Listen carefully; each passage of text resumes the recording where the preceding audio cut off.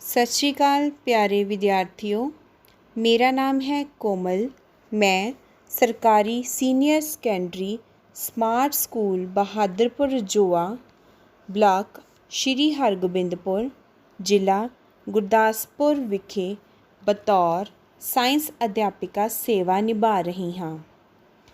प्यारे बच्चों, अज असी 8वीं जमात का विशा विज्ञान का पाठ 9 जंतुओं विच प्रजनन का अभ्यास करांगे।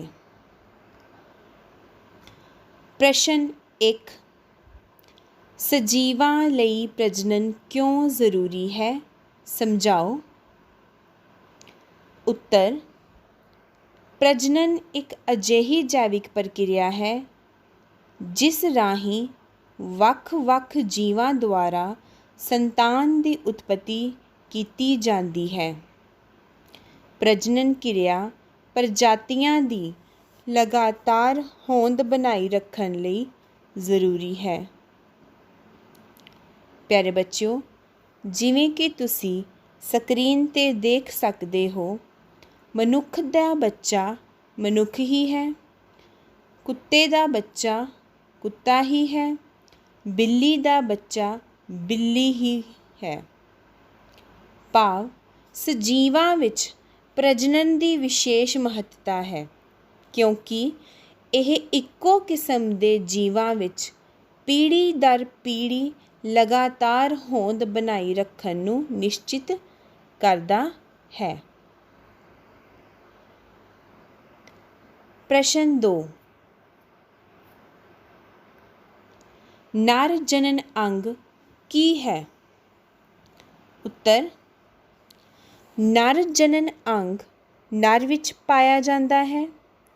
इस विच एक जोड़ा पतालू, 2 शुक्राणु वहनियां अते एक नर इंद्री हुंदे हन। पतालू नर युग्मक पैदा करते हैं जिन्हां नूं शुक्राणु कहा जाता है। प्यारे बच्चों, तुसी अपने सामने नर जनन अंग का चित्र देख सकते हो। इस विच 2 ट्यूबां तुहानूं जिहड़ियां नज़र आ रही हैं, यह शुक्राणु वहनी हैं। दूसरा नर इंद्री है अते 2 पतालू हैं। पतालू ही ऐसी जगह है जिथे नर युग्मक भाव शुक्राणु पैदा हुंदा है। प्रश्न 3, शुक्राणु की है। शुक्राणु नर युग्मक है। यह प्रजनन लई बहुत ज़रूरी है। शुक्राणु 3 भागां विच वंडिया गया है। यह भाग हन सिर, मध्य भाग अते पूछ। यह एक सैल वर्गा दिखाई दिंदा है। तुसी शुक्राणु का चित्र देख सकते हो। इसका सब तो उपरला भाग सिर है जिस विच केंद्रक हुंदा है। दूसरा मध्य भाग है अते तीसरा पूछ है। पूछ की सहायता दे नाल ही शुक्राणु मादा के शरीर के अंदर तैर के अगे बच्चेदानी तो अंडवहनी तक वधदे हन। प्रश्न 4, मादा जनन अंग की है। उत्तर, मादा जनन अंग मादा विच पाया जाता है। इस विच 2 अंडकोश, अंड निकास वहनी अते एक बच्चेदानी हुंदी है। अंडकोश विच मादा युग्मक अंडाणु पैदा हुंदा है जो निषेचन तो बाद भरूण का रूप धारण कर लैंदा है। प्यारे बच्चों, तुसी मादा जनन अंग का चित्र देख रहे हो। इस विच सफ़ेद रंग का गोल अंडकोश है जिस विच मादा युग्मक भाव अंडाणु पैदा हुंदा है। इस दे उपर ही पतली ट्यूब वर्गी एक अंड निकास वहनी है। ਜਿਸ ਰਾਹੀਂ ਅੰਡਕੋਸ਼ ਤੋਂ ਅੰਡਾਣੂ ਅੱਗੇ ਵੱਲ ਵੱਧਦਾ ਹੈ। ਤੀਸਰਾ ਹੈ ਬੱਚੇਦਾਨੀ, ਜਿਸ ਵਿੱਚ ਭਰੂਣ ਠਹਿਰਦਾ ਹੈ। ਪ੍ਰਸ਼ਨ 5, ਅੰਡਾਣੂ ਕੀ ਹੈ? ਉੱਤਰ, ਅੰਡਾਣੂ ਮਾਦਾ ਯੁਗਮਕ ਹੈ। ਸ਼ੁਕਰਾਣੂ ਦੀ ਤਰ੍ਹਾਂ ਅੰਡਾਣੂ ਵੀ ਪ੍ਰਜਨਨ ਲਈ ਬਹੁਤ ਜ਼ਰੂਰੀ ਹੈ। ਅੰਡਾਣੂ ਇੱਕ ਸੈੱਲ ਹੈ। ਇਹ ਅੰਡਕੋਸ਼ ਵਿੱਚ ਪੈਦਾ ਹੁੰਦਾ ਹੈ। ਤੁਸੀਂ ਚਿੱਤਰ ਵਿੱਚ ਦੇਖ ਸਕਦੇ ਹੋ, ਇਹ ਅੰਡਾਣੂ ਦਾ ਚਿੱਤਰ ਹੈ, ਜਿਸ ਦੇ ਵਿਚਕਾਰ ਕੇਂਦਰਕ ਹੈ। ਇਹ ਕੇਂਦਰਕ ਸ਼ੁਕਰਾਣੂ ਦੇ ਕੇਂਦਰਕ ਦੇ ਨਾਲ ਸੰਯੋਜਿਤ ਹੋ ਕੇ ਯੁਗਮਜ ਬਣਾਉਂਦਾ ਹੈ। ਪ੍ਰਸ਼ਨ 6, ਮਨੁੱਖ ਵਿੱਚ ਨਿਸ਼ੇਚਨ ਪ੍ਰਕਿਰਿਆ ਸਮਝਾਓ। ਉੱਤਰ, ਜਦੋਂ ਸ਼ੁਕਰਾਣੂ ਜਾਂ ਨਰ ਯੁਗਮਕ ਅਤੇ ਅੰਡਾਣੂ ਜਾਂ ਮਾਦਾ ਯੁਗਮਕ ਦੇ ਸੰਪਰਕ ਵਿੱਚ ਆਉਂਦੇ ਹਨ ਤਾਂ ਇਹਨਾਂ ਵਿੱਚੋਂ ਇੱਕ ਸ਼ੁਕਰਾਣੂ ਅੰਡਾਣੂ ਨਾਲ ਸੰਯੋਜਿਤ ਹੁੰਦਾ ਹੈ। ਸ਼ੁਕਰਾਣੂ ਅਤੇ ਅੰਡਾਣੂ ਦੇ ਇਸ ਸੰਯੋਜਨ ਨੂੰ ਨਿਸ਼ੇਚਨ ਕਹਿੰਦੇ ਹਨ। ਇਸ ਦੇ ਸਿੱਟੇ ਵਜੋਂ ਯੁਗਮਜ ਦਾ ਨਿਰਮਾਣ ਹੁੰਦਾ ਹੈ, ਜੋ ਅੱਗੇ ਭਰੂਣ ਵਿੱਚ ਵਿਕਸਿਤ ਹੋ ਕੇ ਨਵੇਂ ਬੱਚੇ ਵਜੋਂ ਜਨਮ ਲੈਂਦਾ ਹੈ। ਤੁਸੀਂ ਪਹਿਲਾ ਚਿੱਤਰ ਦੇਖ ਸਕਦੇ ਹੋ।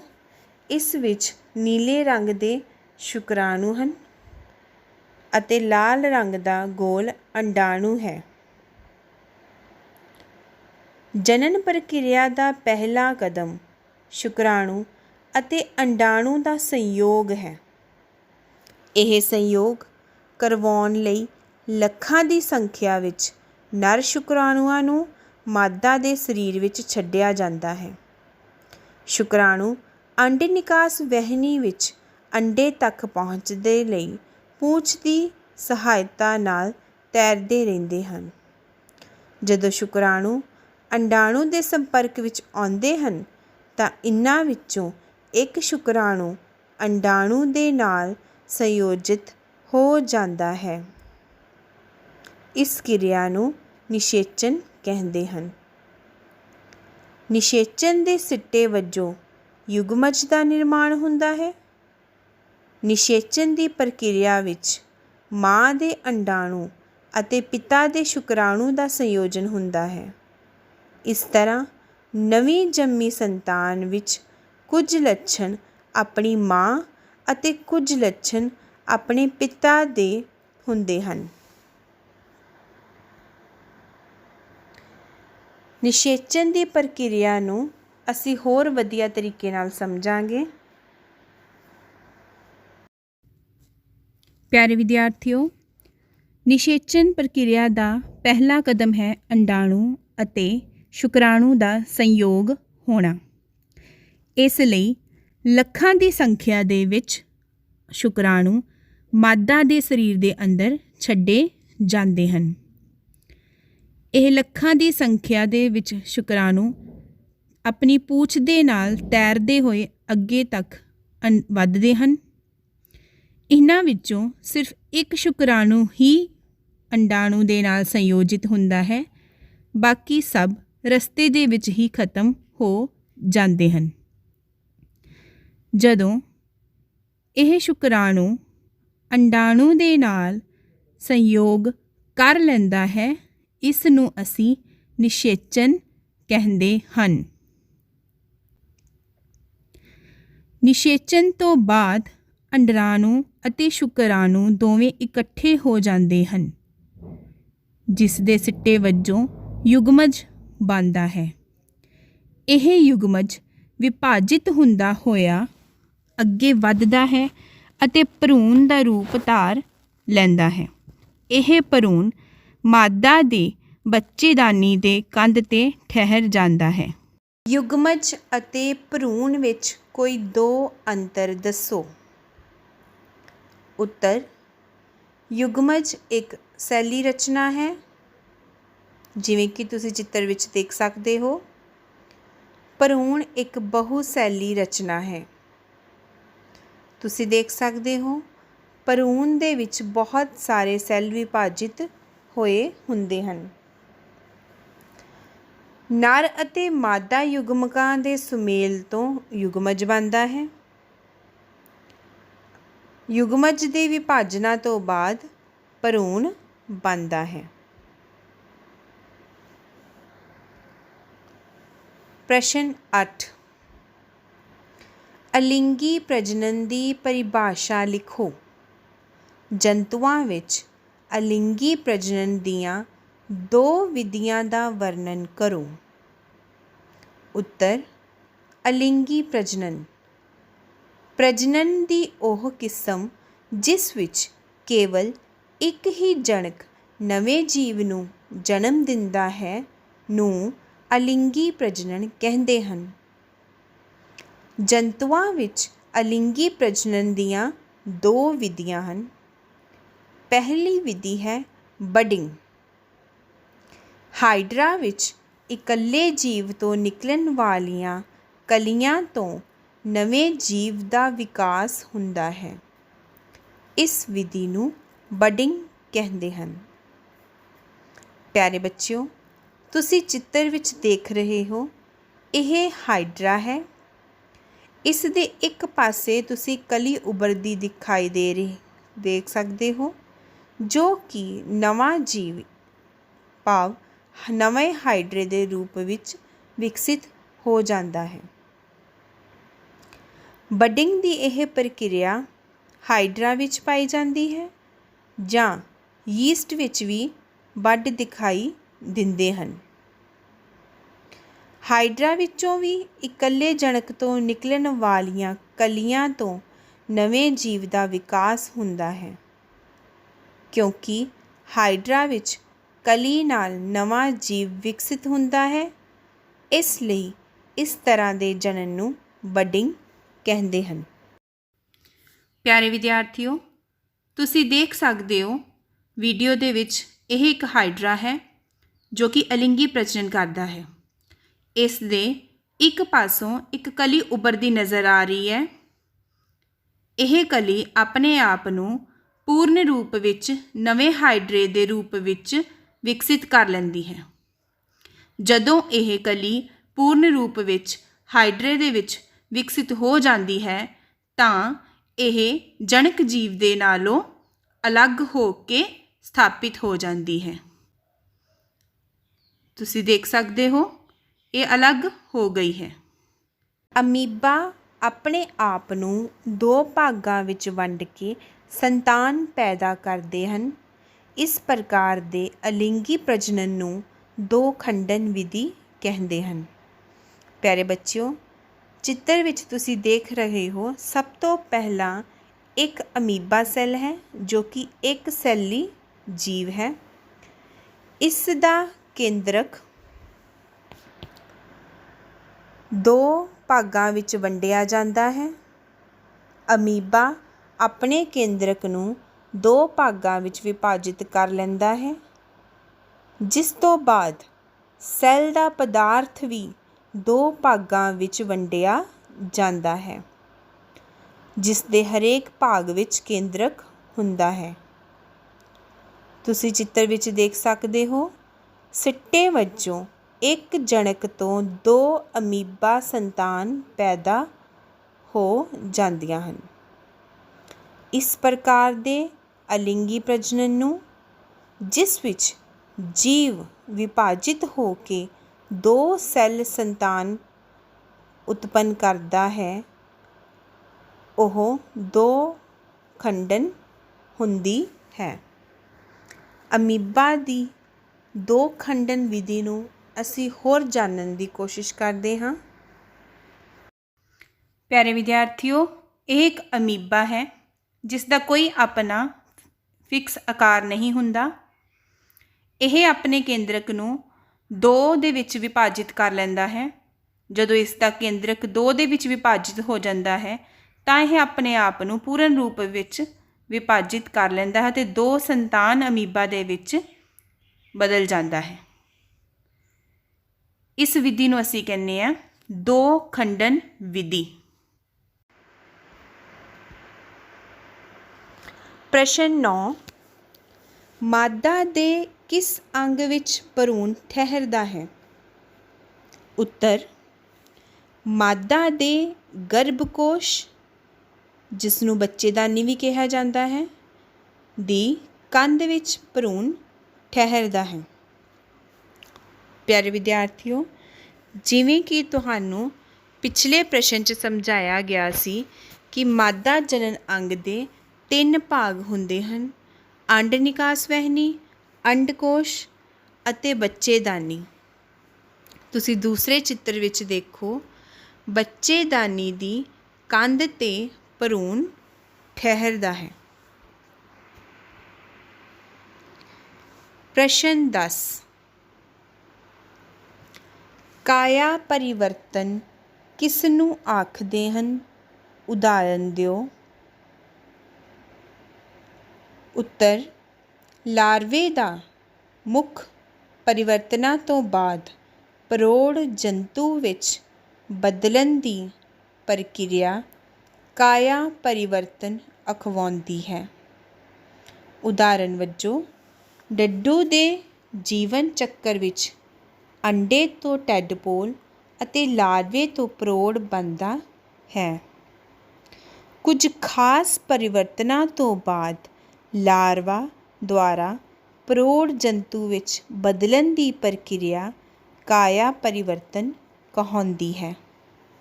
ਉਦਾਹਰਨ ਦੇ ਤੌਰ 'ਤੇ ਡੱਡੂ ਦੇ ਵਿੱਚ ਕਾਇਆ ਪਰਿਵਰਤਨ ਦੇਖੀ ਜਾ ਸਕਦੀ ਹੈ। ਰੇਸ਼ਮ ਦੇ ਕੀੜੇ ਵਿੱਚ ਵੀ ਕਾਇਆ ਪਰਿਵਰਤਨ ਹੁੰਦਾ ਹੈ।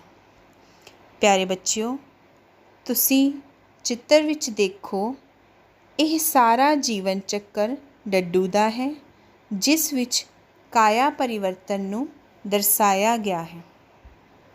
ਤੁਸੀਂ ਪਹਿਲਾ ਭਾਗ ਦੇਖੋ। ਪਹਿਲਾ 1 ਨੰਬਰ ਅੰਡੇ ਹਨ। ਅੰਡਿਆਂ ਤੋਂ ਬਾਅਦ 2 ਨੰਬਰ ਆਰੰਭੀ ਟੈਡਪੋਲ ਬਣਦਾ ਹੈ। ਆਰੰਭੀ ਟੈਡਪੋਲ ਤੋਂ ਬਾਅਦ ਤੀਸਰਾ ਬਾਅਦ ਦਾ ਟੈਡਪੋਲ ਬਣਦਾ ਹੈ, ਜਿਸ ਵਿੱਚ ਪੈਰਾਂ ਦਾ ਵਿਕਾਸ ਹੋ ਜਾਂਦਾ ਹੈ। ਬਾਅਦ ਦੇ ਟੈਡਪੋਲ ਤੋਂ ਬਾਅਦ ਡੱਡੂ ਪੂਰਨ ਰੂਪ 'ਤੇ ਵਿਕਸਿਤ ਹੋ ਜਾਂਦਾ ਹੈ। ਇਸ ਨੂੰ ਕਾਇਆ ਪਰਿਵਰਤਨ ਕਹਿੰਦੇ ਹਨ। ਪ੍ਰਸ਼ਨ 11, ਅੰਦਰੂਨੀ ਨਿਸ਼ੇਚਨ ਅਤੇ ਬਾਹਰੀ ਨਿਸ਼ੇਚਨ ਵਿੱਚ ਅੰਤਰ ਦੱਸੋ।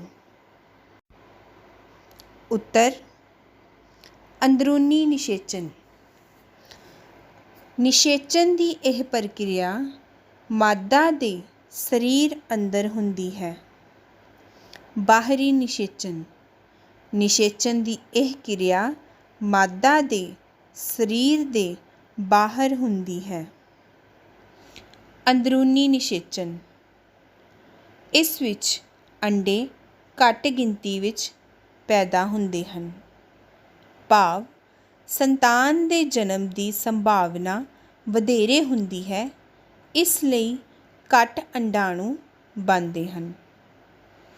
ਬਾਹਰੀ ਨਿਸ਼ੇਚਨ, ਇਸ ਅੰਡੇ ਵਿੱਚ ਵੱਧ ਗਿਣਤੀ ਦਾ ਨਿਰਮਾਣ ਹੁੰਦਾ ਹੈ, ਭਾਵ ਸੰਤਾਨ ਦੇ ਜਨਮ ਦੀ ਸੰਭਾਵਨਾ ਘੱਟ ਹੁੰਦੀ ਹੈ, ਇਸ ਲਈ ਜ਼ਿਆਦਾ ਅੰਡਾਣੂ ਬਣਦੇ ਹਨ। ਅੰਦਰੂਨੀ ਨਿਸ਼ੇਚਨ, ਇਸ ਦੀ ਉਦਾਹਰਨ ਹੈ ਮਨੁੱਖ, ਗਾਂ ਆਦਿ। ਬਾਹਰੀ ਨਿਸ਼ੇਚਨ, ਇਸ ਦੀ ਉਦਾਹਰਨ ਹੈ ਮੱਛੀ, ਡੱਡੂ ਆਦਿ। ਇਹ ਸਟਾਰਫਿਸ਼ ਵਿੱਚ ਵੀ ਦੇਖੀ ਜਾ ਸਕਦੀ ਹੈ।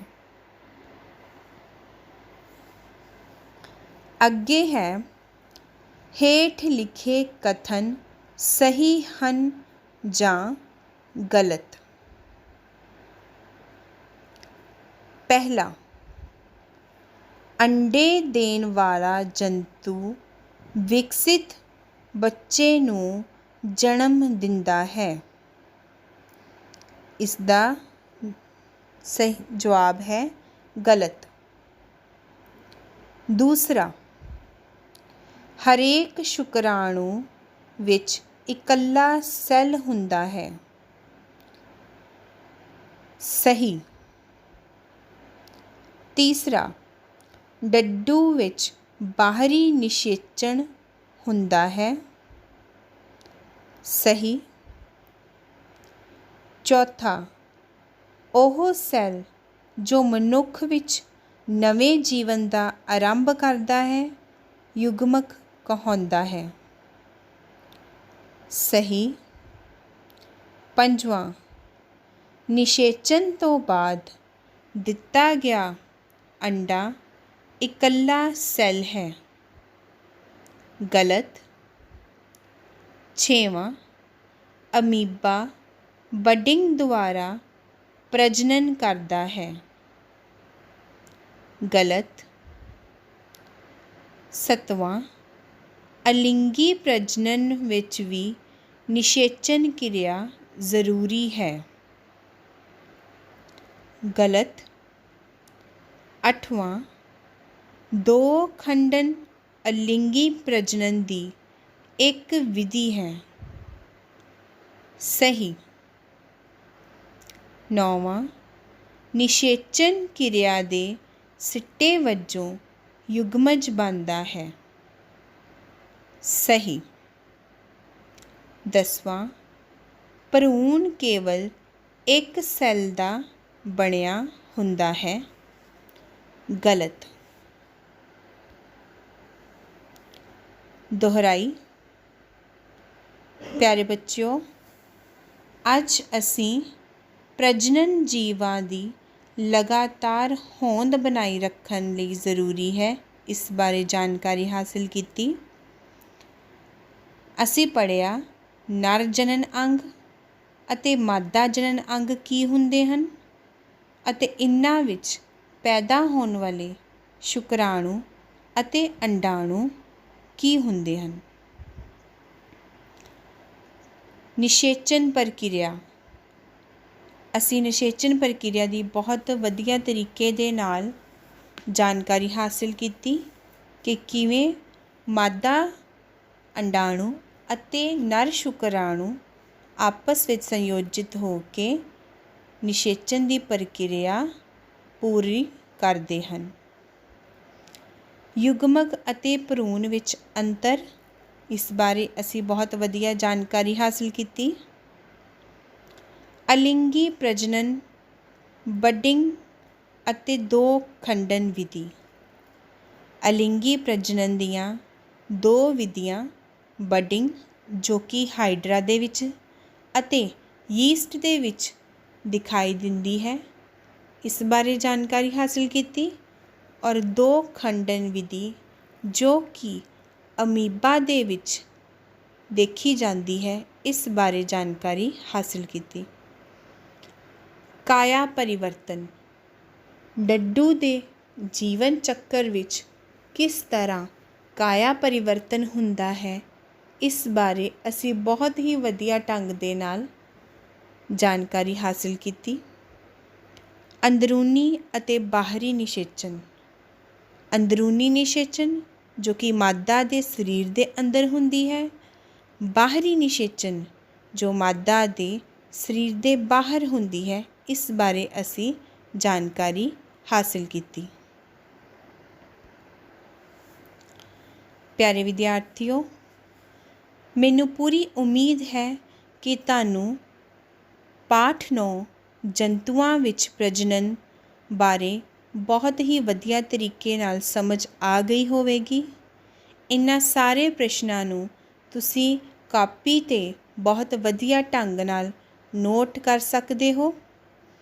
ਮੈਨੂੰ ਉਮੀਦ ਹੈ ਕਿ ਇਹ ਸਾਰਾ ਪਾਠ ਤੁਹਾਨੂੰ ਬੜੇ ਵਧੀਆ ਢੰਗ ਨਾਲ ਸਮਝ ਆਇਆ ਹੋਵੇਗਾ ਅਤੇ ਤੁਹਾਡੀ ਪ੍ਰੀਖਿਆ ਦੇ ਲਈ ਇਹ ਬਹੁਤ ਹੀ ਲਾਭਕਾਰੀ ਸਾਬਿਤ ਹੋਵੇਗਾ।